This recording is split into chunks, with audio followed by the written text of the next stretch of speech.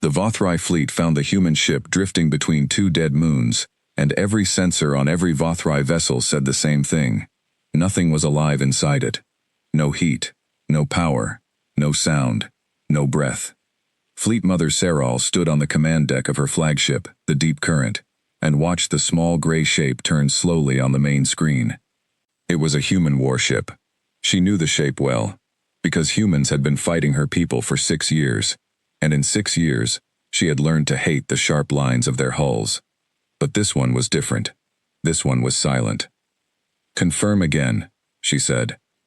Her sensor officer, a thin Vothrai named Ket Voss, bent low over his console. His 4 eyes moved fast across the readings. "Confirmed, Fleet Mother. No power signature. No engine heat. No life signs of any kind. The ship's core reactor is cold. Even the emergency beacons are dead." A dead ship, then. It matches the profile of a Terran Hunter-class warship. Hull length is close to 900 meters. Weapon systems appear undamaged, but unpowered. There is battle damage on the outer hull, old damage, already patched by their own repair systems. It looks like the ship survived a fight and then simply stopped. Saral narrowed her eyes at the screen. In 6 years of war, the humans had never left a ship like this floating in open space. They fought hard for their wounded and their dead. They almost never left a ship behind, not even a broken one. That was one of the strange things about humans. They valued their machines and their people in a way that did not always make sense to the Vothrai, who valued the fleet above the single ship and the swarm above the single life. "Send a shuttle," she said. "Small crew, weapons ready. I want eyes inside that hull before we decide what to do with it." The shuttle crossed the gap between the fleet and the drifting human ship in 11 minutes. Ket Voss went with the boarding team himself, because he wanted to see the truth with his own eyes, and not just through a screen. 6 Vothrai soldiers went with him, armored, careful, moving in the slow way that Vothrai moved when they were unsure of what waited ahead. They cut through an airlock near the ship's belly. The metal came apart easily, too easily, as if the ship wanted to let them in. Inside, the corridors were dark. Not black dark, but a dim red emergency light that pulsed very slowly, like a tired heartbeat. The air was thin and cold. Ket Voss checked his scanner again. Still nothing. No warmth, no breath, no sound but the hum of the shuttle crew's own suits. "Fleet Mother, we are inside," he said over the comm. "The ship is exactly as the sensors described. Empty. Dead. I have never seen a human vessel like this." "Continue to the bridge," Saral answered. "I want to know why they left it." The corridors of the human ship were narrow compared to Vothrai ships, built for a smaller, harder species. Ket Voss's soldiers moved through them slowly, weapons raised, past rows of sealed doors and cold metal walls. They found no bodies. That was strange too. If the crew had died here, there should have been bodies, or blood, or the marks of a fight. There was nothing. It was as if the crew had simply walked away and left the ship running on its own, and then even the running had stopped. They reached the bridge after 20 minutes. It was a wide room, dark, with rows of dead consoles, and one large chair in the center, empty, turned slightly to one side as if someone had just stood up from it. Ket Voss stepped closer to the chair. His scanner buzzed once, then went quiet again. "Fleet Mother," he said slowly. "The bridge is intact. No damage here. No blood, no bodies. It is as if the crew left before any battle happened. I do not understand this." There was a pause on the comm line. Then Saral's voice came back, calm but sharp. "Bring the ship's black data core back to the Deep Current. I want to know its name, its history, and its crew list. Do not touch anything else. Humans have been known to leave surprises." "Understood, Fleet Mother." They found the data core in a small locked room behind the bridge, and it opened for them without any struggle, which was one more strange thing among many. Ket Voss carried it back to the shuttle himself, holding it carefully, like a soldier carrying an unexploded shell. By the time the shuttle returned to the Deep Current, Saral had already called her senior officers to the command deck. She wanted eyes on this decision, not just her own judgment. War had taught her that humans were good at making the Vothrai see what they wanted to see. Her second-in-command, a broad old warrior named Dral Kos, stood at her side as the data core was placed into the reader. A dead human ship, drifting alone, undamaged inside. No crew, he said. In 6 years of this war, I have never heard of such a thing. Neither have I, Siral said. It could be a trap. It could be. Or it could be exactly what it looks like. A ship that broke down, whose crew evacuated, and whose systems finally died on their own, far from help. She looked at the screen as the data core's files began to load. Either way, I want to know everything about it before I decide. The files loaded slowly, translated by the fleet's language systems from human script into Vothrai symbols. A name appeared first, at the top of the ship's registry. UNS Quiet Grave. Dralkos made a low sound in his throat, something between a laugh and a growl. Humans and their names, he said. They name their weapons like poems. There is a crew list, Ketvos said, reading over another officer's shoulder.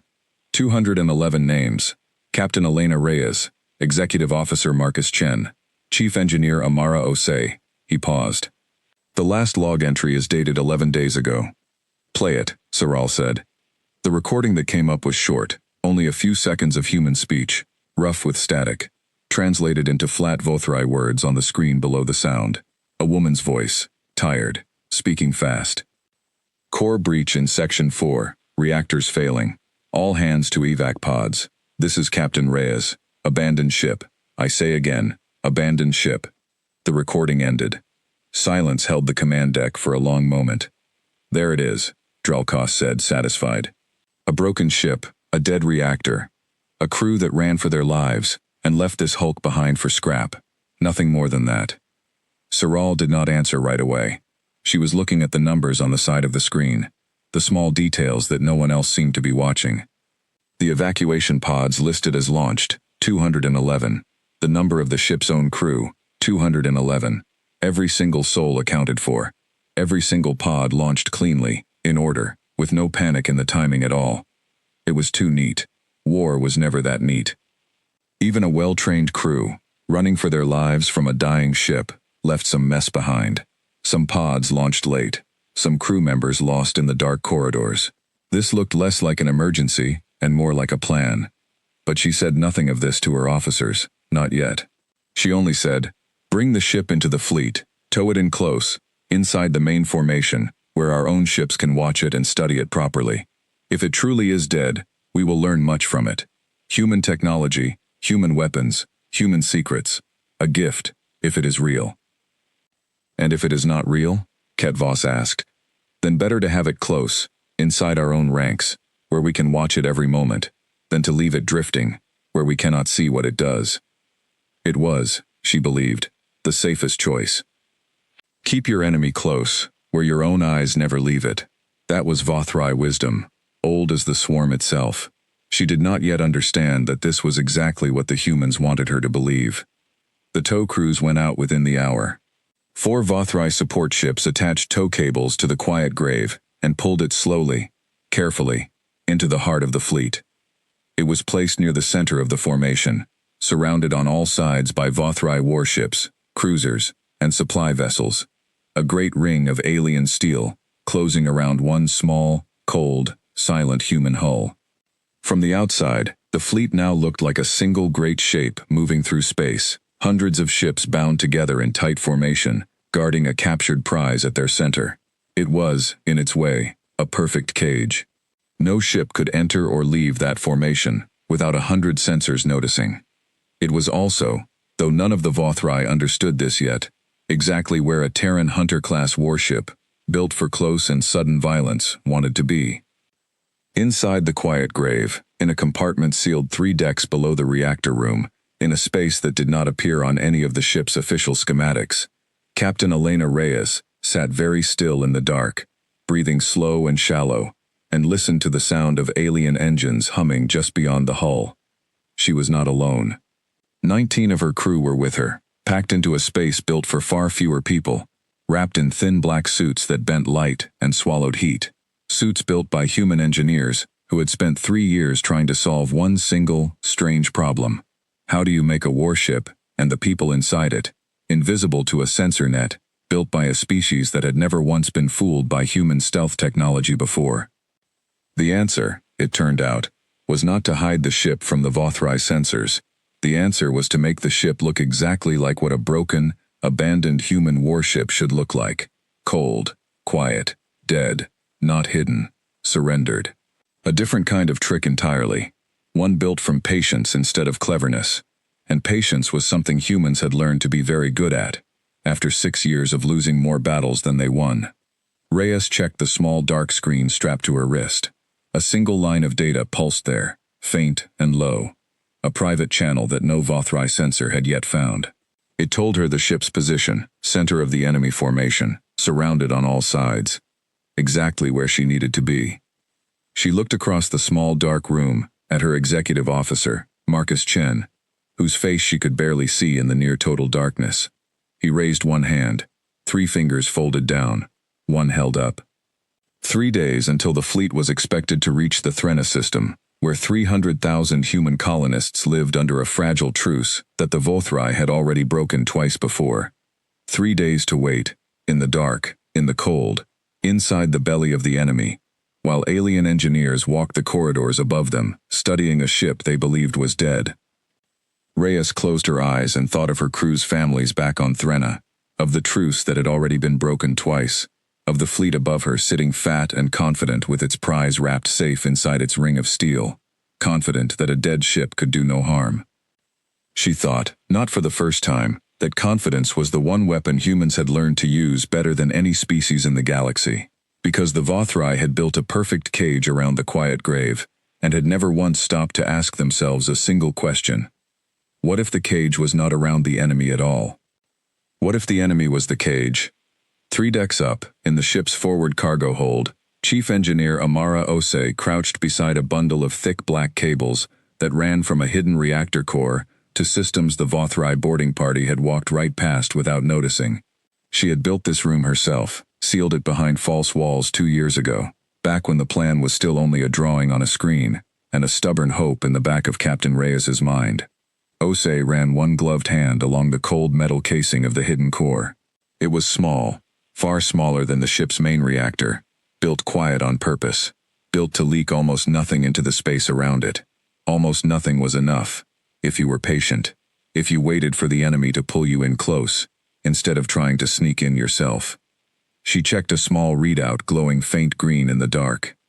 Charge level, rising, slow and steady, like a held breath. 3 more days, and it would be ready. 3 more days, and every gun on this ship, hidden and silent and cold as the void itself, would wake up all at once, right in the middle of the Vothrai fleet, close enough to touch the hulls of their warships, close enough that not one shot would miss. Ose smiled a small, tired smile in the dark and went back to waiting. Above her, unaware, the Vothrai fleet moved on through the black, carrying its captured prize deeper and deeper into its own formation, certain that it had won a strange and easy gift from a broken and desperate enemy. They had no way of knowing yet that the gift was a trap built with patience instead of tricks, and that the silence inside the quiet grave was not the silence of the dead. It was the silence of something waiting. 2 days passed inside the Vothrai fleet, and nothing about the dead ship changed, at least not in any way the sensors could see. Fleet Mother Saral walked the halls of the deep current each morning cycle, and looked at the reports from the science teams studying the quiet grave. The reports were, in their own way, disappointing. The human ship gave up very little of itself. Its computer core had been stripped of most useful data before the crew evacuated, as if they had known someone would come looking through it later. Its weapons systems remained cold and dark. Its halls remained empty. Still, Saral had ordered 3 more boarding trips in those 2 days, small teams sent to walk the ship's corridors, to measure and record and search for anything useful. Vothrai engineers loved to learn from captured enemy hardware, and a Terran Hunter-class warship, even a dead one, was worth studying closely. 6 years of war had taught the Vothrai many things about human weapons, but never this much access, never this close. On the 3rd boarding trip, a young engineer named Fasor found something strange in a lower-deck storage room, and it was this small, strange thing that finally made Saral begin to worry. Fasor was not a soldier. She was a systems engineer, sent to catalog the ship's mechanical parts, sent because her sharp eyes and steady hands were good at finding value in broken machines. She moved through the quiet grave's lower decks with 2 guards at her side, scanning storage rooms one by one, marking anything worth taking back to the fleet for study. In a small room near the ship's aft section, meant for storing spare parts, she found a locker that would not open the normal way. Her scanner said it was empty. No heat, no power, nothing behind the door but cold metal and vacuum-sealed air. But the locker's handle was warm. Not hot, just warm. Warmer than the freezing metal around it, by a small, careful amount. The kind of warmth a hand leaves behind on a door it has recently touched. Fasor stood very still for a long moment, staring at that handle, before she called it in. "Fleet Mother, this is Fasor, aboard the Quiet Grave. I have found something you should know about." Siral answered from the deep current a moment later. "Report. A storage locker, aft lower deck, section 9. My scanner reads it as cold and empty, matching every other reading on this ship. But the locker's outer handle carries a small heat signature above ambient temperature. It is very slight. It could be nothing, some old residue from before the crew evacuated, but I have never seen a machine leave a warm handle 11 days after losing all power." There was a pause on the comm line, longer than Siral usually allowed herself. "Do not open it," Siral said finally. "Mark the location. Withdraw your team from that section. Quietly, without alarm. Return to the shuttle, and come back to the deep current. I want to speak with you directly." "Understood, Fleet Mother." Fasor stood on the command deck an hour later, still in half of her boarding suit, explaining her small discovery to a room full of senior officers who listened with far more attention than she had expected for something so simple. She had thought, at first, that she might be in trouble for wasting the Fleet Mother's time with a warm door handle. Instead, she found herself the center of a very serious conversation. It could be residual heat from the tow operation, Dralkos offered. Our own tow ships generated friction and vibration, pulling that hull into formation. Heat travels through metal in strange ways. It could be, Siral agreed. It could also be nothing at all. But I would rather waste an hour checking a warm door handle than ignore the one small thing on that entire ship that does not match the story it is telling us. She turned to her sensor officer. "Ketvos, run a full deep scan of the Quiet Grave again. Every deck, every room, every wall. I want thermal readings measured against the readings from 2 days ago. If anything at all has changed, even by a small amount, I want to know exactly where." Ketvos bowed his head and went to work. The scan took 6 hours to complete, because a ship as large as the Quiet Grave held a great many decks and a great many rooms, and Ketvos wanted to be thorough. When the results finally came back, Siral called her officers together again, this time with a full display of the ship's interior, floating above the command deck table, glowing faint blue in the dark room, marked here and there with small red points. 7 locations, Ketvos said, show thermal readings slightly above what we recorded 2 days ago. All 7 are small changes, less than 1 degree each. All 7 are in different parts of the ship, spread across 5 different decks. None of them show any power signature, any life sign, any sound. By every normal measure, this ship remains completely dead. "But it is getting slightly warmer," Siral said. "In 7 places, yes, Fleet Mother. Slowly. Very slowly. If I did not know better, I would say something aboard that ship is very slowly waking up, or has been very slowly running the entire time, hidden below the level our instruments were built to notice." Dralkos made a low sound of disbelief. "No power system runs that quiet, not even human ones."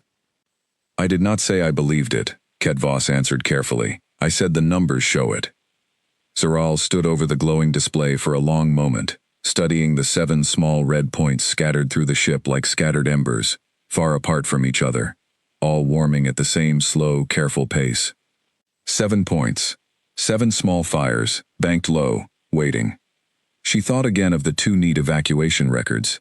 211 crew, 211 pods, launched in perfect order, with no panic in the timing. She thought of the ship's data core, stripped clean of anything truly useful, before it fell into Vothrai hands. She thought of a species that had fought her people for 6 years, and had never once, in all that time, made a mistake as careless as leaving a warm door handle on a ship meant to look stone-cold dead. Humans did not make mistakes like that by accident. "Recall all boarding teams from the Quiet Grave immediately," she said. No more crews inside that hull until I say otherwise. Fleet Mother, Dralkos said slowly, if you believe there is a threat aboard that ship, the wisest choice may be to destroy it now, while it remains inside our formation and cannot escape. Siral considered this. It was, in truth, the safest option by the old rules of war. Destroy the uncertain thing before it can become a certain danger. But something in her held back from the order, and when she examined that hesitation honestly, she found it was built from 6 years of watching humans do exactly the unexpected thing at exactly the moment their enemies felt most safe. If there truly was something hidden aboard that ship, waiting and warming slowly in 7 scattered places, then destroying the hull now would only tell the humans that their trick, whatever it was, had been noticed. It would warn them. It would waste whatever advantage the Vothrai still held in not fully understanding what they faced. Not yet, she said. First, I want to understand what we are truly looking at. A weapon does not warm itself in 7 separate places over 3 days, unless it is being prepared slowly, on purpose, by hands patient enough to wait. I want to know what waking process runs that slow, and why. And if we do not learn the answer before it finishes waking? Ketvos asked quietly. Siral looked at the glowing shape of the quiet grave floating above the table, sitting silent and small at the very center of her great fleet, surrounded on every side by Vothrai steel. Then we will learn it the hard way, she said. Increase sensor watch on that hull to maximum. Every ship in the inner ring reports any change immediately, no matter how small. And prepare a full boarding assault team, armed and ready, in case I decide we cannot afford to wait any longer. Far below, in the sealed dark room 3 decks beneath the reactor, Captain Elena Reyes felt the change in the ship around her before anyone told her what had caused it. It was a small thing. The regular, careful rhythm of Vothrai boarding parties walking the corridors above, a rhythm her crew had learned to read like a clock over the past 2 days, simply stopped. No more footsteps. No more distant voices carried faintly through the hull. The ship had gone from an occupied silence to an empty one, and empty silence, after 2 days of careful company, felt far more dangerous. They've pulled back, Chen whispered beside her, reading the same signs from his own dark corner of the room. They found something, Reyes said quietly, or they suspect something. Either way, they're watching harder now instead of walking through. Osei's core is at 60% charge. We need 70 at minimum before the first strike sequence can run clean. Reyes closed her eyes and did the math she had done 100 times already in the 2 long days since the quiet grave had drifted into the Vothrai net. 60%, rising at the same slow rate it had held since the beginning, meant roughly 16 more hours to reach the threshold Osei needed. 16 hours, if nothing changed. 16 hours, if the Vothrai did not decide, in the meantime, that a dead ship deserved to be destroyed rather than studied. We wait, Reyes said. We hold position, we hold silence, and we trust the plan we built for exactly this moment. If they were certain something was wrong, they would already be firing on this hull instead of watching it. Uncertainty is what buys us time. As long as they don't know for sure, they'll hesitate before they destroy a source of information this valuable. And if they stop hesitating? Reyes opened her eyes in the dark and found Chen's faint outline across the small room. Then we move early, with whatever charge we have, and we make the most of it. Better an imperfect strike than no strike at all. But not yet. Not until we have no other choice. 16 hours. She turned the number over in her mind like a stone, cold and hard and familiar, and settled back into the patient dark to wait it out, the same way her crew had waited out 2 long days already, hidden inside the belly of an enemy fleet that had begun, at last, to suspect the truth. Above them, unseen, hundreds of Vothrai sensors turned their full attention onto the quiet gray hull at the center of the formation, watching for the next small sign of warmth, the next small proof of life, while the Fleet Mother weighed a decision that would decide whether the trap sprung on schedule or whether it never sprung at all.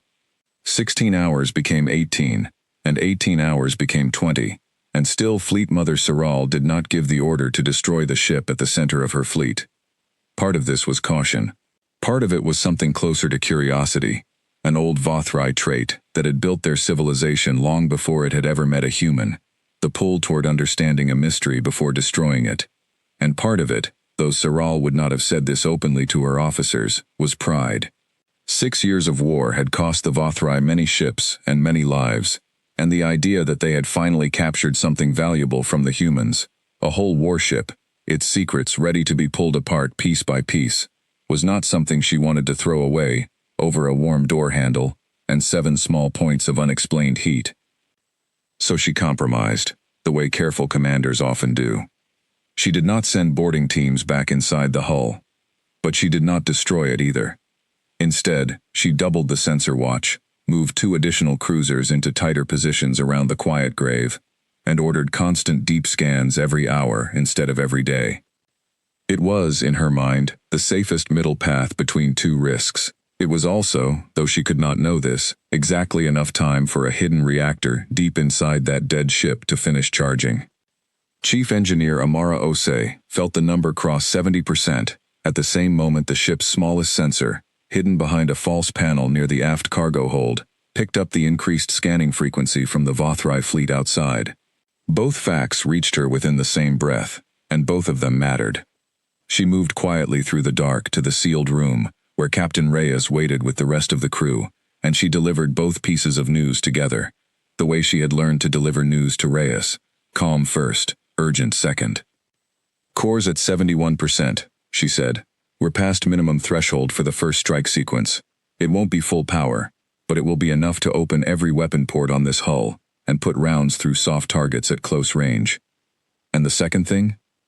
Reyes asked, because she had heard something else in Ose's voice. "They've increased their scanning rate, hourly deep scans now, all across the hull, and they've pulled 2 more cruisers in tighter around us. I don't think they know exactly what we are, but I think they've stopped believing we're nothing."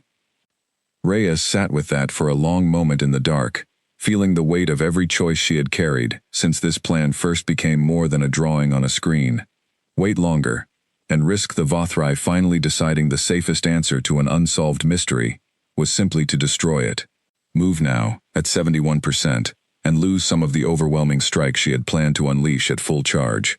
She thought of Threnna. 300,000 human colonists living under a truce 2 Vothrai fleets had already broken once each, and she thought of this fleet, moving steadily toward that system, with murder already written into its history.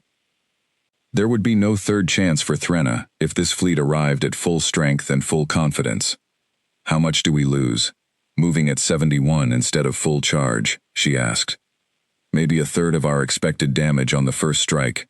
Some systems will run at reduced output, but every gun still fires, every targeting system still works. We just don't get the extra push we wanted for taking out their command ships in the first volley. Then we adjust the target list," Reyes said. "First strike opens with the ships closest to us, the ones we can hit hardest and fastest, before they even understand what's happening. We use the confusion from that to buy time for everything else to spin up to full power. It's not the plan we drew a year ago, but it's still a plan that works." She looked around the dark room, at the faces of her crew, most of them barely visible, all of them exhausted from 3 days spent sitting in cramped silence, breathing carefully, moving as little as possible, trusting a plan that had asked more patience of them than most soldiers were ever asked to give. "We move at 75%, she said finally. 4 more hours. If anything changes before then, if they come at us early, we move immediately with whatever charge we have. But if we can hold 4 more hours, we hit harder, and harder means more of our crew's families still have a home to go back to when this is over." No one argued. They had trusted her judgment for 3 years of planning and 3 days of waiting in the dark, and they trusted it now. The 4 hours that followed were the longest of Elena Reyes's life, and she had lived through 6 years of war to say that honestly.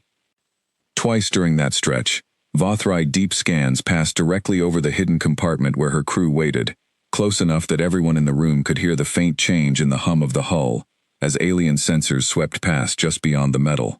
Twice, nothing was found, because the room Osei had built 2 years ago was designed exactly for this, layered with materials meant to scatter and swallow the kind of scan a Vothrai cruiser could run from a distance. But distance was closing. Reyes could feel it in the small reports Osei whispered to her every 20 minutes, each one a little more urgent than the last. The 2 additional cruisers pulled in tighter around the quiet grave were no longer just watching from a distance. They had begun moving support drones, small automated probes, on slow patrol routes around the hull itself, running scans from far closer range than any deep scan from a cruiser bridge could manage. One of the drones passed within 30 meters of the aft hull, 20 minutes ago, Osei reported quietly during the third hour. It didn't find anything, but if they get one running a close scan directly over Section 9, near that storage locker their engineer found warm, 3 days back, they might get lucky. How long until 75%? 50 minutes. Reyes made the calculation she had been avoiding since the 4-hour clock started running. 50 minutes of increasing risk, against a small increase in strike power that might make the difference between crippling this fleet and merely wounding it.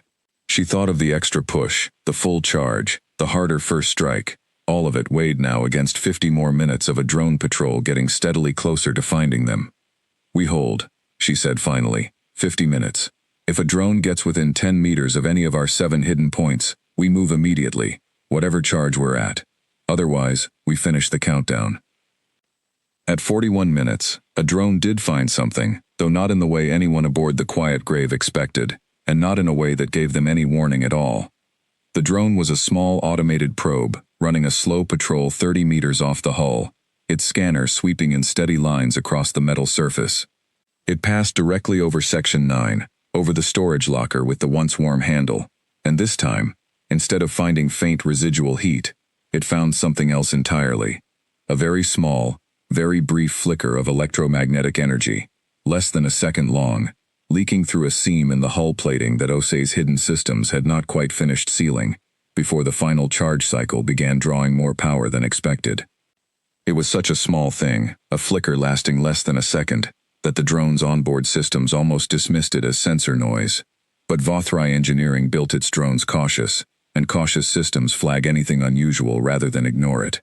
The drone sent an automatic alert back to its parent cruiser, marked as low priority, one line among hundreds of routine reports moving through the fleet's data network every minute. It reached Ket Voss's console 11 minutes later, buried in a queue of low-priority alerts he was clearing before the end of his watch cycle. He almost passed over it the way anyone tired after a long duty shift might pass over one more small, uncertain reading among 100 others. But he did not pass over it. Because he remembered the warm door handle from 3 days ago, and the 7 scattered points of heat that had never fully gone away, and something in the back of his mind, some soldier's instinct built from 6 years of watching humans do the unexpected thing, at exactly the wrong moment for their enemies, made him stop and look closer. He called Fleet Mother Siral directly, breaking the normal chain of reporting, because some instincts do not wait for proper procedure. Fleet Mother, a drone patrol near Section 9 of the Quiet Grave, recorded a brief electromagnetic flicker, less than a second, from inside the hull. It has stopped since. But it is the first direct energy reading we have gotten from that ship in 3 days. Siral was silent for only a moment. Pull every support drone back to a safe distance immediately. Bring all inner ring cruisers to combat alert. And tell me honestly, Ket Voss. In your judgment, is that ship still dead? Ket Voss looked at the small flicker of data on his screen. 1 second of energy from a hull that had shown nothing but cold silence for 3 long days, and he thought of the careful, patient way humans built their traps, one small piece at a time, waiting for exactly the right moment to reveal what they had built. "No, Fleet Mother," he said. "I do not believe it ever was." The order to bring the inner ring to combat alert reached every Vothrai ship near the Quiet Grave within seconds, and for a moment, space around the drifting human hull filled with the quiet chaos of an entire fleet waking up at once. Weapon systems that had been resting for 3 easy days came alive across dozens of cruisers. Crews that had grown comfortable in the slow routine of watching a dead ship suddenly found themselves standing at battle stations, unsure exactly what they were meant to be fighting. Fleet Mother Siral stood on the command deck of the Deep Current and watched the small gray shape of the Quiet Grave on the main screen, no longer looking at a captured prize, but at a threat she had let sit inside her own formation for 3 full days. "Target the hull directly," she said. "All inner ring ships, prepare to fire on my command. I want that ship destroyed before it can do whatever it was built to do." It was, in the end, 31 seconds too late. Deep inside the Quiet Grave, in the sealed dark room 3 decks below the reactor, Captain Elena Reyes heard Osei's whispered count reach 75%.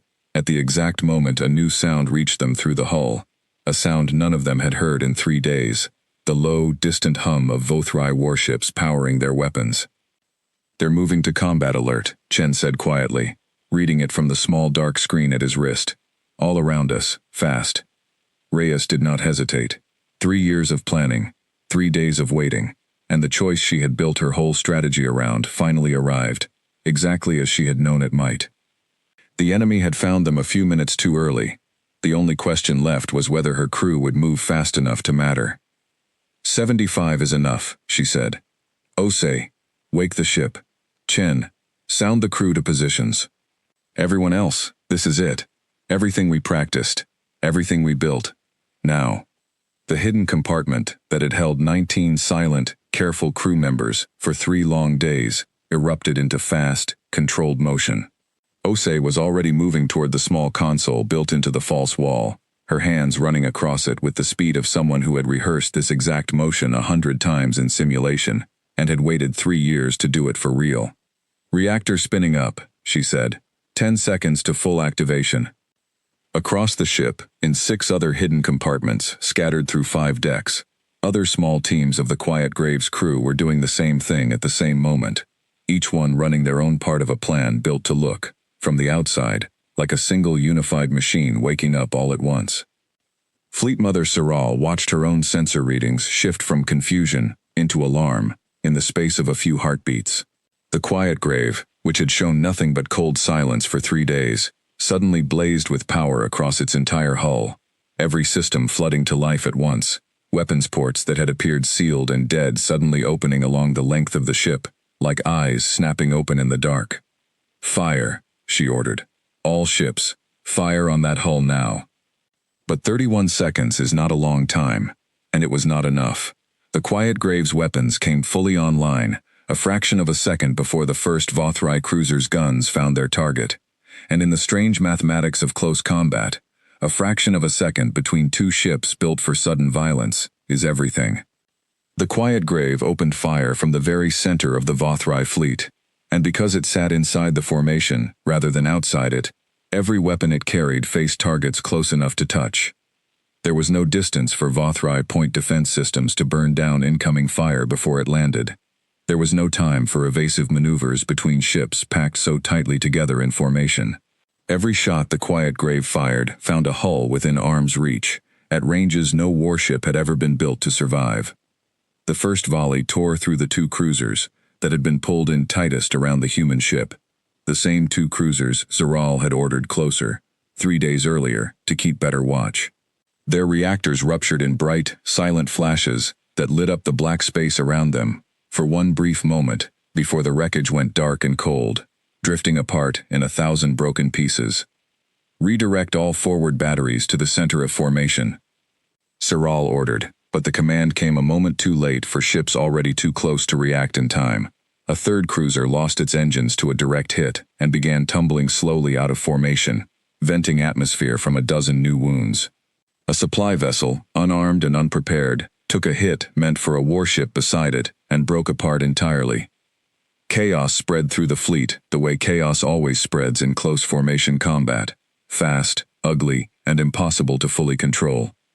Ships that had spent 3 days sitting calm and confident around a captured prize now scrambled to pull apart from each other, desperate to open enough distance to fight back properly, and in scrambling, many of them collided with their own formation mates, or drifted directly into the Quiet Graves line of fire trying to escape it. Inside the ship, Rhea stood at the small dark screen that served as her bridge now, watching data stream in from every weapon system, every targeting sensor, every small piece of the plan she had built for 3 years finally working exactly as designed. First volley confirmed hits on all 7 priority targets, Chen reported, his voice tight with the strange mix of relief and fear that comes when a desperate plan begins, against all odds, to work. 2 cruisers destroyed, 1 crippled and drifting, 1 supply ship destroyed. We've got confirmed damage on 3 more vessels in the outer ring. Second volley, now, Reyes ordered. Hit anything still close enough to reach. Don't wait for perfect targets.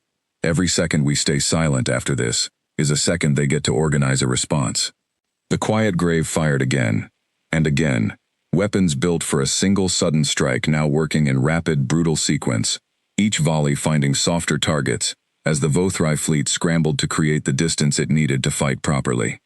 Reyes watched the tactical display, and felt something she had not let herself feel in 3 long years of planning, the beginning of real hope.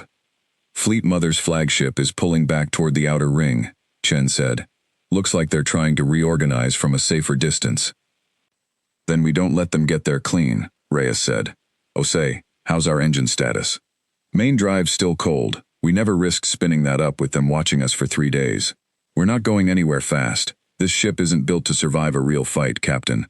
Not against their whole fleet reorganized and firing back. We hit hard, and then we hit hard again, but we can't outrun what's coming once they get their formation sorted. Reyes had known this from the very beginning, had built it into the plan from the first sketch on a screen 3 years ago. The quiet grave was never meant to survive this battle. It was meant to break the fleet's heart before it died, to cut so deep into their formation and their confidence in the first few minutes that whatever came after would matter less than what had already been lost.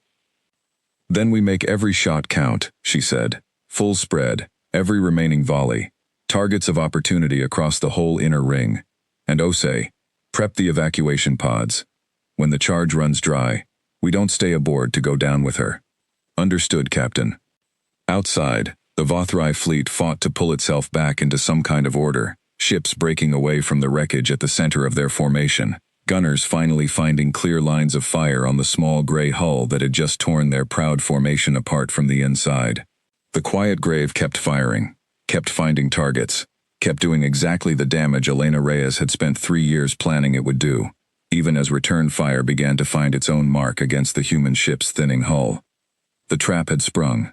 The fleet's heart had been cut open from within, and now, with the charge running low and Vothrai guns finally turning toward the wound in their own formation, the only question left was how much more damage the quiet grave could do before its own small, fierce fire finally burned out. The quiet grave fired its last full volley 11 minutes after the first, and by then, the heart of the Vothrai fleet was a graveyard of drifting metal. 4 cruisers destroyed outright, 3 more crippled, engines dead, weapons silent, drifting slowly out of formation, like wounded animals, too hurt to run. 2 supply vessels gone entirely, a dozen smaller support craft scattered and broken across a wide stretch of space that, 3 days earlier, had been the calm, confident center of a fleet that believed it had captured an easy prize. Fleet Mother Siral watched it all from the deep current, now pulling back toward the outer edge of what remained of her formation, and felt something she had not felt in 6 years of war against the humans, the cold, sinking understanding that she had been beaten not by strength, but by patience. Return fire is finally reaching the target, her weapons officer reported. Multiple hits confirmed on the human hull. Its return fire is slowing. I believe its power reserves are running low. Do not ease off, Siral ordered. Finish it. Now, before it finds one more surprise to show us. Inside the quiet grave, Captain Elena Reyes felt the ship shudder under the weight of incoming fire for the first time in 11 minutes, and she knew, the way any commander knows when a plan has run its course, that the fight was ending. Charge is down to 12%, Osei reported, her voice steady, despite the ship rocking around them. 1 more volley, maybe 2, and then we're out. Then we make them count, Reyes said. Target anything still in range that's still whole. Chen, evacuation pods? Ready. All crew accounted for. Move to the forward launch bay during the fight, just like we planned. We can launch the moment you give the word. Reyes looked at the tactical display one last time, at the wreckage scattered through what had once been the tight, confident center of a Vothrai battle fleet, at the crippled cruisers drifting, and the destroyed hulls tumbling slowly apart, and she thought of Threnna, 300,000 human colonists, who would now have days, maybe weeks, before this fleet could reorganize enough to threaten them again. Days and weeks that her crew's plan, 3 years in the building, 3 days in the waiting, had bought with 19 lives risked inside the belly of the enemy. Fire the last volley, she said. Then get everyone into those pods. We did what we came to do. The quiet grave fired its final shots into the wreckage of the fleet it had shattered from within, striking 2 more crippled cruisers, already dead in the water, ensuring they would never fight again. Then, as its power reserves finally ran dry, and Vothrai returned fire, began tearing through its weakened hull in earnest. 19 small evacuation pods launched from a hidden bay near the ship's bow, scattering fast into the chaos and wreckage, small and dark and hard to track among the hundreds of pieces of drifting debris already filling the space around them. Saral saw the pods launch and felt the old instinct rise in her, the instinct to chase, to destroy, to make sure nothing survived that had cost her fleet this much. But she was tired, and she was honest with herself in a way many commanders were not, and honesty told her that hunting 19 small pods through a field of wreckage this size, with her fleet this badly wounded, was not a fight worth the cost. "Let them go," she said quietly. "Focus every ship on rescue and repair. We have wounded to save, and a fleet to rebuild, before we can think about anything else." Dralkos, standing beside her with a fresh wound, bandaged across one arm, from debris that had struck the deep current's outer hull during the fighting, looked at her with something between anger and grim respect. "They tricked us completely. 3 days, we watched that ship, and we never once guessed the truth." "No," Saral agreed. "We saw exactly what they wanted us to see. A dead ship, an easy prize, and because we wanted to believe it, we pulled it close, instead of pushing it away." She looked out at the wreckage on the main screen, the broken shapes of ships that had, 3 days ago, been the pride of her formation. Humans do not win wars with bigger fleets, or with stronger hulls, or with better weapons alone. They win by understanding exactly what their enemy wants to believe, and then giving it to them, patiently, until the moment it costs the most. "And what do we do about it, Fleet Mother?" Saral was quiet for a long moment, watching the slow drift of 19 small pods disappearing into the wreckage, carrying a crew that had spent 3 days sitting silent and still in the dark, trusting a plan built on patience over cleverness. "We remember it," she said finally.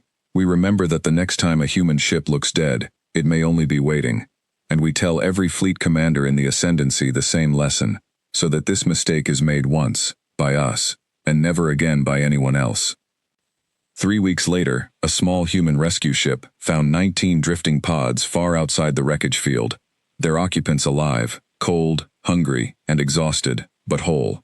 Captain Elena Reyes stepped off the rescue shuttle onto the deck of a human station near the Threna system and found herself met not by celebration, but by quiet, tired relief, the kind soldiers save for the moments that matter most.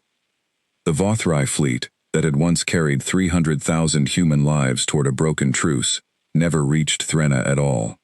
Crippled and scattered, it turned back to its own territory to rebuild, and in the weeks that followed, Human Command used that time to strengthen the colony's defenses, to move more ships into position, to buy, with 19 lives risked and 1 ship sacrificed, the kind of time that no negotiation or plea for peace had ever managed to buy before. Reyes stood at the edge of the station's observation deck that night, looking out at the dark stretch of space where the quiet grave had once drifted, cold and silent, waiting for its moment. She thought about Saral, whoever that Vothrai commander truly was, out there somewhere, rebuilding a broken fleet, having learned a hard lesson about what a dead ship could hide inside it. She thought, too, of something her old training instructor had told her years before this war had even started, back when she was young, and still learning what it meant to command a ship full of lives that depended on her judgment. He had told her that the deadliest weapon a small, outmatched force could ever carry was not a bigger gun or a stronger hull.